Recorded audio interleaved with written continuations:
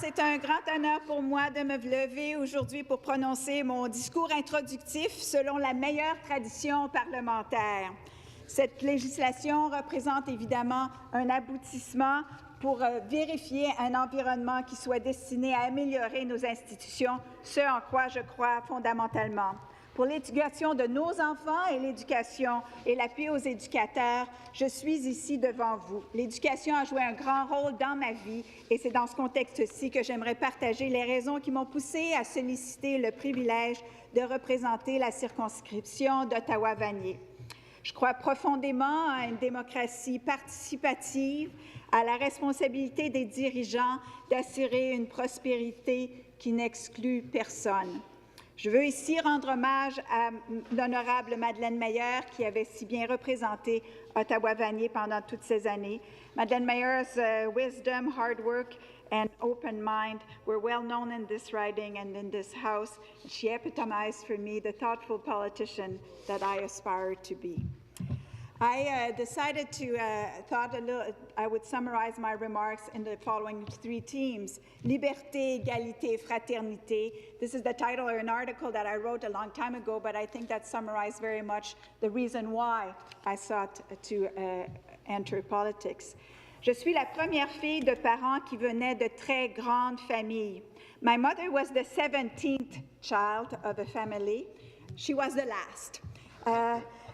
This huge family lived in Montreal in a smallish house in a neighborhood populated with very large families, Rosemont. My dad also came from a very large family. He was number 10 of a family of 11, the youngest boy, and the only child in both families who was selected by religious congregations to attend classical college and eventually go to the university. My mother left school at 15 to work at different jobs, and eventually my parents opened together my dad's law office in a two-bedroom apartment above La Caisse Populaire. This is where I was born, in the law office. I was predestined to love the law. I attended the Couvent des Sœurs de Saint-Nom de Jésus et de Marie, and this, I think, my education with the nuns provided me with an early feminist education. I want to give homage to the education that I received as a young woman. Mes parents étaient des gens ouverts d'esprit qui encourageaient leurs enfants à poursuivre leur éducation. Ils étaient optimistes, travailleurs et surtout avaient une grande générosité d'esprit. Voulant être journaliste, j'ai complété des études en droit et j'ai travaillé à Radio-Canada International pendant mes études. I started law school early at 18 and graduated at 21, and I had a fabulous legal education, worked in the legal aid office, had professors that pushed me. I worked in a big law firm as well, and eventually I clerked at the Supreme Court of Canada and was offered a fabulous scholarship as the Frank Knox Memorial Scholar to attend Harvard Law School. There is where I realized how important it was to use a law degree to diminish inequality of income. During my stay at Harvard Law School, I volunteered for unemployed workers there, and it's in that context that I decided to commit to social justice as a future career. I then moved to Ontario for romantic reasons. My parents are part of a generation who did better than their parents and who were given opportunities. For my mother, and for the fact that I and my sisters were able to graduate from secondary school and go to university was in itself a victory, an advantage that she did not have. Je suis reconnaissante évidemment de l'éducation que j'ai eue, une éducation qui reflétait la diversité d'opinions, la curiosité intellectuelle et l'aspiration à un savoir et une pratique engagée. These are the many issues that I have been active throughout my career and motivate my political engagement today. On the liberty front, I have worked with clients within the legal system, represented people in a variety of settings. I believe fundamentally that a democratic society aims to obey the rule of law. It resists arbitrariness at all costs. It obliges itself to a series of measures and processes that are sometimes demanding, but well worth it, and they ought to be.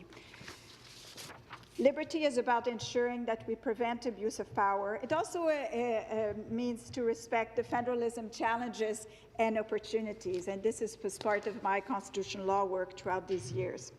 I've also been committed to égalité, equality for all.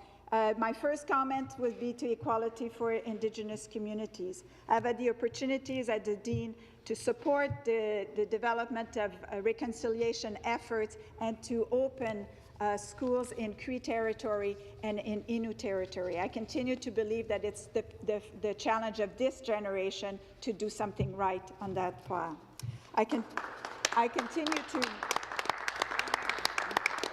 J'ai toujours été engagée dans la cause franco-ontarienne. My commitment to Franco-Ontarian community is well known. I was the first woman president of l'Association des juristes d'expression française de l'Ontario. This was quite a while ago, but also was instrumental in working in French daycare, London, Ontario, and this commitment to ensuring that the Francophone community has the institutions that it needs to continue to prosper and give to Ontario what it has to give is part of my commitment.